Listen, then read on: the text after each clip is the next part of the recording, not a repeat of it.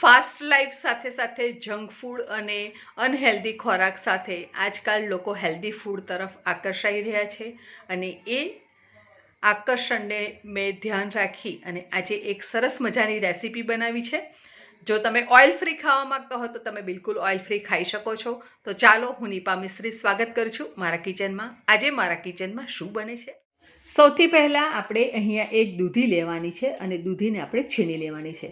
મારી પાસે દૂધીનું પ્રમાણ થોડું વધારે છે એટલા માટે હું એને હાફ કટ કરી રહી છું. તો લગભગ અહીંયા 250 ગ્રામથી 300 ગ્રામ જેટલી દૂધી છે અને એને આપણે સરસ રીતે છોલી લેવાની છે. હવે દૂધીનું શાક કે દૂધી ખાવી બધાને ગમતી નથી હોતી, પણ જો તમે મારી રીતે આ રેસીપી એકવાર બનાવશો તો ચોક્કસ તમારા ઘરે વારંવાર બનશે. ડાયાબિટીસના પેશન્ટ હોય કે પછી બ્લડ પ્રેશરના પેશન્ટ હોય, દરેક માટે ખૂબ ઉપયોગી બની જશે. તો દૂધીને આપણે છોલી લીધા બાદ એને મોટા હોલવાળા છીણીથી એને છીણી લેવાની છે. છીણ થોડું મોટું હશે તો રેસીપી વધારે સ્વાદિષ્ટ બનશે. તો છીણી લઈએ આપણે અને તમે જોઈ શકો છો ફ્રેન્ડ્સ કે સરસ રીતે છીણાઈને તૈયાર થઈ ગયું છે. હવે મેઝર કપથી હું તમને બતાવી જોઉં તો મેઝર કપના 2 કપ જેટલું છીણ અહીંયા બનીને તૈયાર થયું છે. પરફેક્ટ મેઝરમેન્ટ આવે એટલા માટે હું તમને આ મેઝર કપથી બતાવી રહી છું. હવે આ છીણેલી દૂધીની અંદર આપણે બાકીના લોટ અને મસાલા ઉમેરીએ. તો સૌથી પહેલાં આપણે એની અંદર ઉમેરી લઈશું સોજી, જે અહીંયા મેં 1 કપ લીધું છે. અહીંયા મેં મોટી સોજી લીધી છે, તમે ઝીણી સોજીનો ઉપયોગ કરી શકો છો. ત્યારબાદ આપણે એની અંદર હાફ કપ બેસન ઉમેરી લેવાનું છે. ત્યારબાદ મેં અહીંયા 1 કપ પૌવાને 3થી 4 વાર સરસ રીતે ધોઈ લીધા છે અને એને પલાળી રાખ્યા હતા. તો તેને પણ આપણે એની અંદર ઉમેરી લઈશું. પૌવા ઉમેરવાથી ખૂબ જ સોફ્ટ બનશે આપણી રેસીપી. તો અહીંયા 1 ટેબલ સ્પૂન આપણે લીલા આદું, મરચાં અને લસણની પેસ્ટ લઈ લીધી છે. સાથે 1 ટેબલ સ્પૂન ધાણા જીરું ઉમેરી લેવાનું છે. હાફ ટીસ્પૂન અથવા તો 1 ટીસ્પૂન તમે તમારા ટેસ્ટ પ્રમાણે લાલ મરચું પાવડર અને 1 ટેબલ સ્પૂન જેટલું આમચૂર પાવડર ઉમેરવાનું છે. આમચૂર પાવડર અથવા તો લીંબુનો રસ અથવા તો લીંબુના ફૂલ ઉમેરવા. સ્વાદ પ્રમાણે મીઠું ઉમેરી લઈશું. ખટાશમાં તમારે બિલકુલ દહીં નથી ઉમેરવાનું, એ વાતનું ખાસ ધ્યાન રાખવાનું. અને તમને જો ગમે તો તમારે 2 થી 3 ચમચી જેટલી ખાંડ ઉમેરવી, અથવા તો તમે સ્કીપ પણ કરી શકો છો, પણ ખાટો મીઠો ટેસ્ટ આપણા ગુજરાતીઓનો ફેવરેટ હોય છે. તો અહીંયા મેં 1 ટેબલ સ્પૂન તલ ઉમેરી લીધા છે અને બધું સરસ રીતે આપણે મિક્સ કરી લઈશું.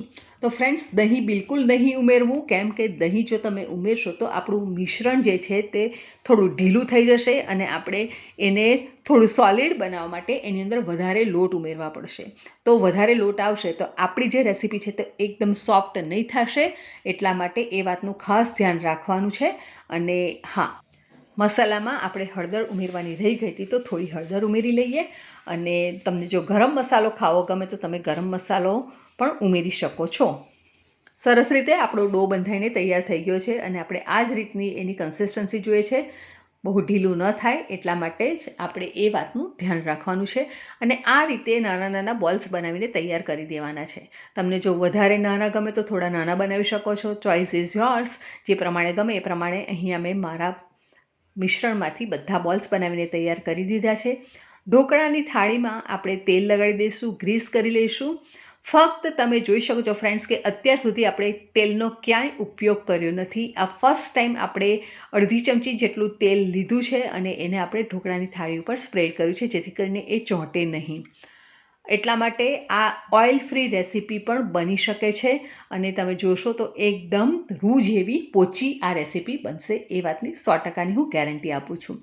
બધા બોલ્સ આપણે આ રીતે ગોઠવી દેવાના છે અને ઢોકળાના કુકરની અંદર આપણે પાણી મૂકી દેવાનું છે અને એની અંદર મૂકી અને લગભગ 15-1 મિનિટ માટે આપણે મીડિયમ ફ્લેમ ઉપર એને કૂક કરી લઈશું. 15 મિનિટ બાદ આપણે જોઈ લેવાનું કે મુઠિયા આપણા સરસ રીતે ચડ્યા છે કે નહીં. તો ફ્રેન્ડ્સ, આ રીતે આપણે ટૂથપીક નાખીએ છીએ તો એકદમ સરસ બહાર નીકળે છે, બિલકુલ ચોંટ્યું નથી. તો સરસ રીતે આપણા મુઠિયા ચડીને તૈયાર થઈ ગયા છે અને તમે જોઈ શકો છો કે એકદમ પોચા રૂ જેવા આપણા મુઠિયા બન્યા છે. અને આ ગરમ ગરમ મુઠિયા તમે એમ જ ખાશો ને તો પણ તમને મજા પડશે. એટલા સરસ સ્વાદિષ્ટ અને પોચા રૂ જેવા થયા છે. અને એક ખાસ વાત એ છે કે આપણે એ મુઠિયાની અંદર બિલકુલ તેલ નથી નાખ્યું, કોઈ પણ જાતનો ઈનો નથી નાખ્યો કે બિલકુલ સોડાનો ઉપયોગ નથી કર્યો. હવે તમારે જો વધારે ટેસ્ટી બનાવવા હોય તો આપણે થોડો વઘાર કરી લઈશું. તો 2 થી 3 ટેબલ સ્પૂન જેટલું આપણે તેલ મૂકી દેવાનું છે અને એની અંદર આપણે રાઈ ઉમેરી લઈશું.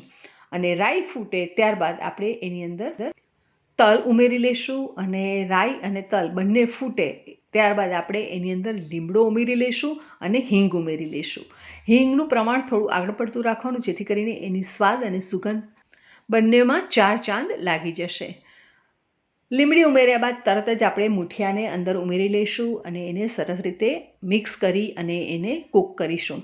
કૂક તો થયેલા જ છે, પણ તમારે જો ક્રિસ્પી જોઈતા હોય તો આપણે એને થોડી લો ફ્લેમ પર મૂકી દેવાનું અને એને થોડી વારે આ રીતે એને સ્ટર કરતું રહેવાનું જેથી કરીને એ બધી સાઈડથી સરસ ક્રિસ્પી બને. અને આ મૂઠિયા તમારે જો બાફ્યા વગર તમારે અપ્પે પેનમાં બનાવવું હોય તો તમે એ પણ બનાવી શકો છો. આ મૂઠિયાને તમે તળીને પણ બનાવી શકો છો. લગભગ આપણે 5 થી 7 મિનિટ માટે એને થવા દીધા છે અને હવે આપણે એને કરી લઈએ સર્વ. તો અહીંયા મૂઠિયાને આપણે સર્વ કરી લીધા બાદ ઉપરથી ગાર્નિશ કરી લઈશું કોથમીરથી અને ટોમેટો કેચઅપ અને ખટ્ટી મીઠી ખજૂર આમલીની ચટણી સાથે એને સર્વ કરીશું.